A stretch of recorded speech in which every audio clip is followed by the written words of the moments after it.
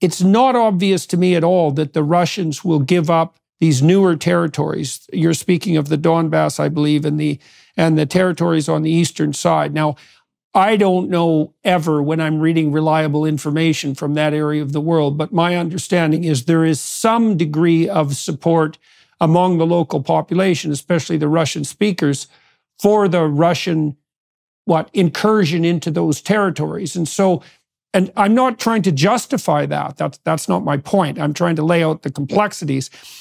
My sense is that Russia regards these as rightful territories of their state, and that they'll be very, very loath to give up any territory. It's hard for me to imagine that Putin could do that as well without having to declare something like defeat, which is very unlikely. It's a very unlikely thing for him to do, given all the options he has in front of him. So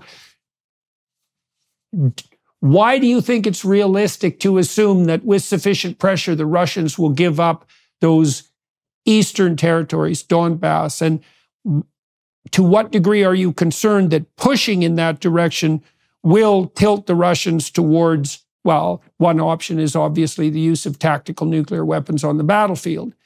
And so I see way more ways of this getting out of hand than I see ways of it proceeding towards something approximating a reasonable conclusion. So, well, I'll leave you with that mess of questions to juggle. Well, as I say, a lot to unpack there. So let me start, I believe, where you started, which is I am not advocating for a Treaty of Versailles with Russia, and I'm not advocating for intentional destabilization of Russia or demilitarization, which is an absolutely unrealistic goal, which is what happened to the Germans in the near term after the Treaty of Versailles. So I'm not advocating for that at all. And I do think that there are real concerns about advocating for regime change, because in Russia, the devil you know may be better than the devil you don't. And we've seen that through history. So I'm not advocating for either one of those things. And I want to be clear that I'm not saying that victory would look like regime change in Russia. I am concerned about them as a nuclear power being destabilized. And so I'm not advocating for those things. What I am saying, though, is that we have not yet tested fully how much military pressure can be put on Putin to get him to concede some of those areas on the eastern side in the Donbass. We have not armed them enough. Let me give you an example. When I was in Ukraine 10 days ago, President Zelensky told me that on the average day in August, Russia is shooting 56,000 artillery shells into Ukraine. Ukraine is responding with 6,000. Now, almost an 11-to-1 problem is not giving Ukraine what they need to be able to prosecute the war in the most effective way they can. And so I think Joe Biden has given them enough, just enough not to lose, but not enough to win. And so part of what I think we need to do here is to give the Ukrainians the ability to prosecute the war in the way they see fit, and then see how Russia reacts. It may be, once we've armed Ukraine sufficiently for them to meet all of their strategic goals militarily, that Russia still will not concede some of those areas. Well, then that's when you sit down and have a conversation with your ally about what's the best deal we can make here to bring this to a conclusion. But you can't convince them, the Ukrainians, it's in their interest to do that when you haven't given them the ability as they see it, and I think just given the numbers they're right, to be able to prosecute the war in as aggressive a way as it's being prosecuted against them. And so if we're in, we need to go all in from a hardware perspective.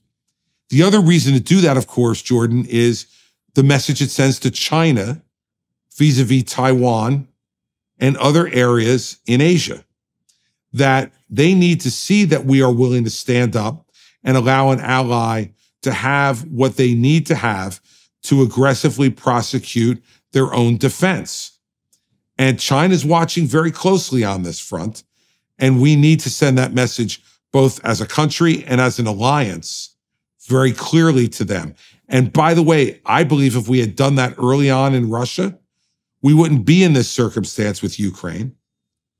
And we should take that as a lesson for China and Taiwan and other areas in Asia.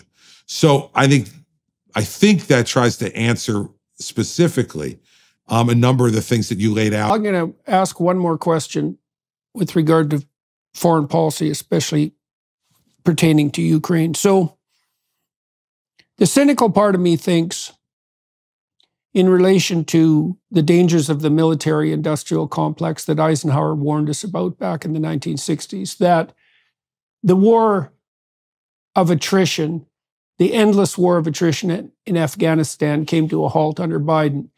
And that put the military contractor types in a difficult position because the endless market for their wares had now dried up.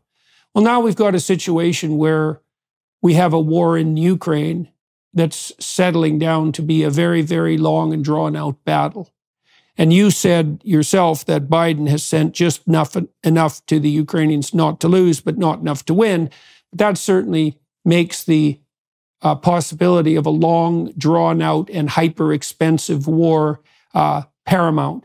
So one of the things I'm wondering about is, do you think that the president, with his relatively short term in power, and the multitude of his potential responsibilities and division of attention, as was the case with Clinton, do you actually think that the president can step into a situation like this, a new president, with enough power and credibility to stand up against the continually active, implicit forces agitating for expensive war? Yeah, I think you not only can you, but you must.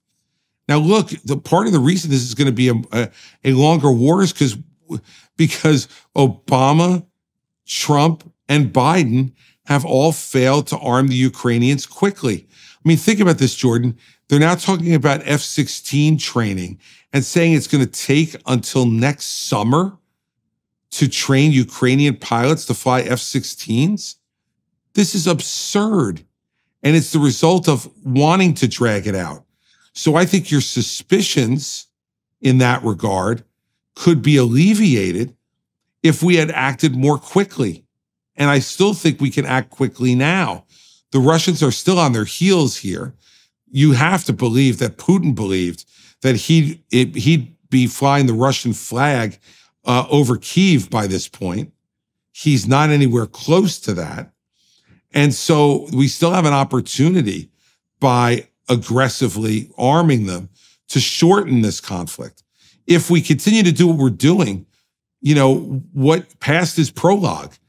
And if we continue to act the way we're acting now, and the war is not coming to an end, but is at a stalemate, well, then you either have to, act differently, or you're going to continue to have stalemate. So you either have to withdraw completely and allow the Russians to completely take over Ukraine, which is unacceptable to me, or you have to ramp up the hardware you give so that you can try to bring it to a speedier conclusion. Now, if you try that and it doesn't work, then negotiation is going to be our only way of ending this. And we'll have a significant say in that matter, given that we have treated our allies fairly and appropriately in giving them a chance to win the war and saying to them, we gave you a chance with, much of what you've asked for, and you haven't been able to get it done. So we need to now step in and help to negotiate a conclusion to this. But until we do that, we are absolutely consigning ourselves to a stalemate.